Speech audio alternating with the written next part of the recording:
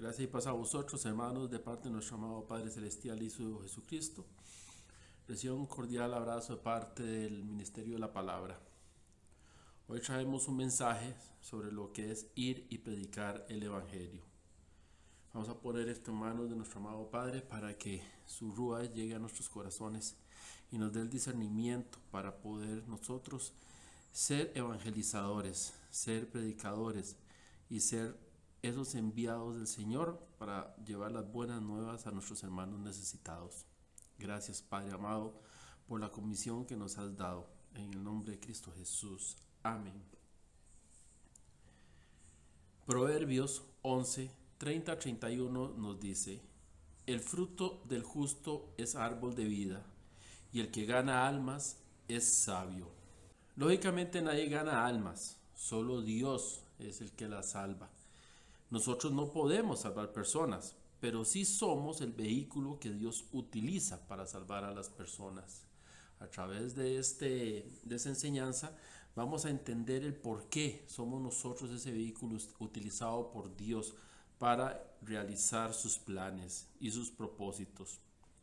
Hoy la iglesia está tan preocupada en otras cosas que olvida la principal misión de todos, que es el ganar almas, alcanzar a los perdidos.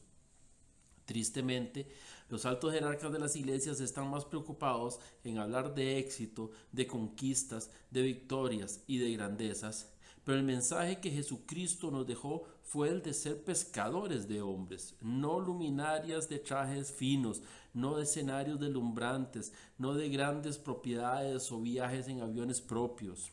Cuando Jesús vuelve al Padre, nos deja una misión, nos deja la gran comisión. Eso lo podemos ver nosotros en Mateo 28, versos 16 al 20, la gran comisión. Pero los 11 discípulos se fueron a Galilea, al monte donde Jesús les había ordenado, y cuando le vieron, le adoraron, pero algunos dudaban.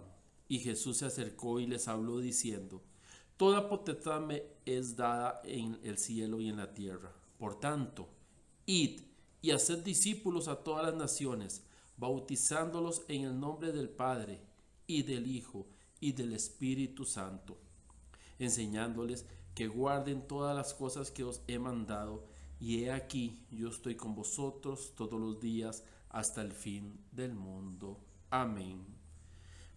Esto es la misión principal, el trabajo principal, la gran labor de la iglesia. ¿Y cuál es esa labor de la iglesia? Es ir y predicar el evangelio a toda criatura. La gran comisión de la iglesia es: 1. Alcanzar al perdido. 2. Predicarle el evangelio. 3. Llevarlo a las aguas del bautismo. 4. Y darle seguimiento con una vida de discipulado. La finalidad de esto es que para el día de mañana él o ella estén preparados para que alcancen a otro perdido, para que lo lleven a las aguas del bautismo y después discipularlo. Y esa es la corriente que la iglesia debe de seguir. Pero tristemente hoy venimos a una iglesia y ¿qué es lo que nos preocupa? Que estén dando cursos de liderazgo, levantar personas para tener cargos en la iglesia, que las personas tengan algo visible dentro de la iglesia local, como sus ministerios, pero ya no se ven ganadores de almas. Marcos 16, del 15 al 18 nos dice: y él les dijo: id por todo el mundo y predicad el evangelio a toda criatura. El que creyere y fuere bautizado será salvo. Pero entonces, ¿cómo va a creer la persona si no hay quien le predique? ¿Cómo va a ser salva si no conoce el camino de la verdad, que es Jesucristo? ¿Usted ha escuchado hablar del ministerio del evangelismo dentro de una iglesia? ¿Qué representa esto? Representa una persona que Dios ha llamado para evangelizar. Pero hasta donde yo entiendo bíblicamente, ese es el ministerio de todo cristiano, porque todo creyente debe ser un evangelista. Pues bien, yo soy misionero, dirá alguno. Yo soy un apóstol, dirá otro. Yo soy un pastor. Y al final, ¿estos qué son? Una persona que predica el evangelio a otra. Todo creyente es un misionero. Por eso Charles Spurgeon dijo que todo creyente es un misionero o es un impostor. Si no es misionero, es impostor. Porque para Charles, un misionero no es cuando cruzas un continente o un océano para llevar el evangelio a otras personas, sino cuando pones un pie fuera de tu casa. Es más, los padres debemos ser misioneros dentro de la casa. Las primeras armas que debemos alcanzar son las de nuestros hijos. Cada vez que salimos de casa, se nos abre un mundo de posibilidades con innumerable número de personas que podemos alcanzar para Dios. Por eso no podemos llegar a decir que hoy no he podido predicar a nadie, teniendo tan gran número de personas alrededor. Te preguntarás, ¿cuál es tu ministerio? Si el de intercesión, si el de alabanza, si el de danza. Si piensas así, pensarás que todos los demás ministerios son secundarios. Si tú estás en el ministerio de alabanza y no predicas el evangelio, eres un fracaso. Si estás en el ministerio de intercesión y no predicas el evangelio, eres un fracaso. Si estás en el ministerio de danza o cualquier otro ministerio y no predicas el evangelio, eres un fracaso. Porque nuestro llamado general a todo como iglesia es id y predicar el evangelio a toda criatura. ¿Usted cree que cuando vuelva Jesús nos preguntará a cada uno de nosotros cuántos títulos de teología tenemos? ¿O cuáles cargos hemos tenido en una iglesia? ¿Crees que Dios me va a pedir referencias de grandes predicadores o guías espirituales? ¿Cuántos cursos di o a cuántos asistí? Y no está mal que hayamos hecho esto o que hayamos formado, pero Dios me preguntará a cuántos les he hablado de Él. Y a veces creemos que hemos cumplido con Dios porque somos porteros de una iglesia o somos ungieres, porque limpiamos las bancas. Ya solo por eso digo, ya estoy sirviéndole al reino de Dios. Pero tanto el portero como el que acomoda a la gente, el ungier, el predicador, el del sonido o el de las redes sociales, el baterista, el que pasa las filminas o inclusive el del sonido, esos y todos los que no tienen cargos en la iglesia, todos tenemos un llamado de ser pescadores de hombres. Y si no lo hacemos, no solo hemos fallado, sino que no hemos atendido al llamado de Dios. Este llamado es un mandato y si no obedecemos este mandato, estamos pecando por ser desobedientes. Y es que Dios no nos dio una opción o una alternativa de predicar. No nos condicionó con capacidades especiales para hacerlo. No nos obligó a primero tener que sacar una licenciatura en teología para trabajarle. No nos indicó un estatus social o un nivel financiero para hablar de él. Tampoco si somos felices, o si nos va bien, o si tenemos tiempo, o si tenemos carro o no, o al menos si tenemos siquiera ganas de servirle. Es una orden, es un mandamiento. Y no obedecerlo es pecar contra Dios. En la iglesia se enfatiza tanto las prohibiciones, esto no se puede, esto, aquello tampoco, que olvidamos que hay mandamientos que son imposiciones de obligaciones. Hay cosas que Dios no nos permite, pero hay cosas que Dios nos exige. Y es tan pecado hacerlas prohibidas como el no hacerlas exigidas. Santiago 4:17 nos dice, y al que sabe hacer lo bueno y no lo hace, le es tomado por pecado. Entonces, si nosotros sabemos que es un mandato y que es bueno llevar el evangelio y no hacerlo, estamos pecando por ser desobedientes.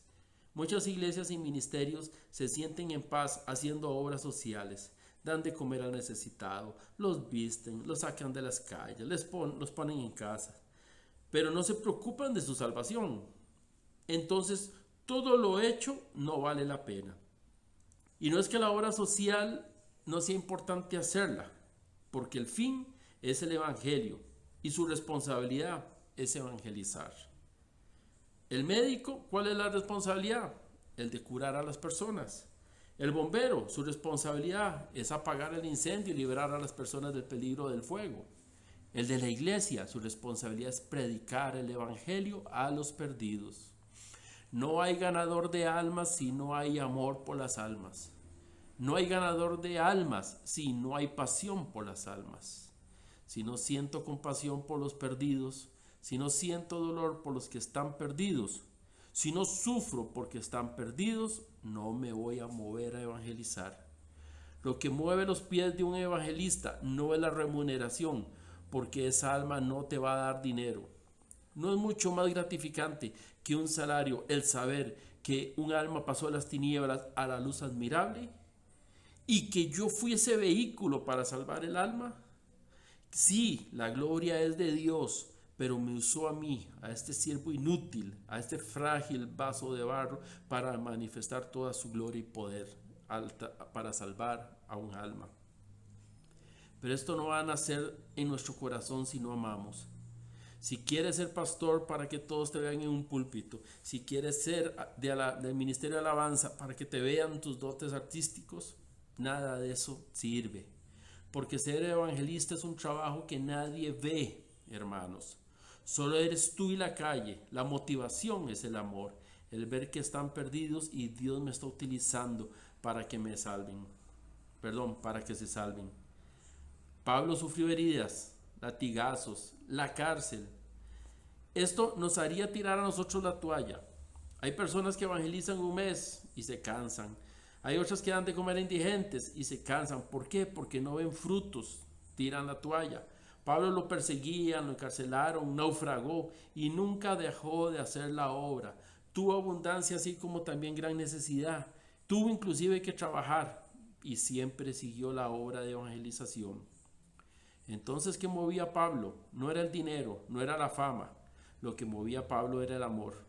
Lo que mueve a un evangelista a compartir el evangelio, lo que mueve a un creyente a compartir el evangelio es la pasión por las almas. Y necesitamos hombres y mujeres apasionados por las almas, como Jesús estaba apasionado por las almas hasta ir a la cruz por amor a nosotros. Cuando vamos a llevar el evangelio, lo primero que debemos hacer es decirle a la persona que es un pecador, que es una persona pecadora. Si lo vamos a presentar al evangelio a esa persona como que es alguien muy querido, que es alguien muy amado, vea, esa persona no va a sentir culpa. Lo primero que esa persona debe saber es que necesita de un Salvador, no sentirse querido, ni mucho menos presentarle a alguien que va a llegar a llenar el vacío de su corazón. Vea, hermano, olvídese ese romanticismo, eso no es evangelizar. Si usted va a terapia, muchos le van a decir a usted, vea, busque pareja si se siente solo o cómprese un perro. No es llegar a decirles que Jesús te ama, ni Dios tiene un plan maravilloso para ti. No estoy diciendo que no lo diga, pero si lo dice, tiene que explicarle de qué se trata. Porque si no, muchos pensarán o muchos van a pensar que como es un plan maravilloso, entonces ya Dios me va a dar carro, me va a dar casa, me va a dar dinero, me va a dar posición, me va a dar un montón de cosas. Y no es de esto lo que se trata. Porque al rato el plan maravilloso de Juan el Bautista era el de morir decapitado. O el de los discípulos de Jesús era morir torturados. Usted se imagina a Pablo predicando por donde andaba, regalando rosas y diciéndole, tome, aquí tiene, esto es de amor de Dios para tu vida. No, mi hermano, así no se predicaba, ellos no predicaban el evangelio así. Juan el Bautista iba por el desierto diciendo, Dios los ama, raza de cachorritos simpáticos, arrepentidos. No, él directamente le decía arrepentidos. Esa era la frase que él usaba. Arrepentidos declara que la persona es un pecador, un transgresor de la ley y como tal tiene que retirarse de aquello que lo aleja de Dios. Arrepentidos es la frase de trabajo de todo buen evangelista, como un Pablo, como un Pedro, como Juan, el mismo Jesús. Todo buen evangelista dice arrepentidos. El problema de las personas no es que tienen un vacío. El problema de las personas no es que están deprimidas. El problema de las personas no es que se sienten realizadas. El problema de las personas sin Dios es que son enemigos de Dios y se van a condenar. Y eso solo lo va a arreglar una cosa: arrepentidos y creed en el Evangelio. Ese es el llamado que el Señor nos está dando hoy, ser predicadores de la palabra. id y predicad el Evangelio, ir a multiplicar la obra que Jesucristo nos enseñó, llevar a las personas que están en camino a la condenación al camino de la salvación. Y yo te insto, hermano, para que te salgas de la comodidad de donde estás y vayas y prediques el Evangelio en el nombre de nuestro amado Cristo Jesús. Amén y amén.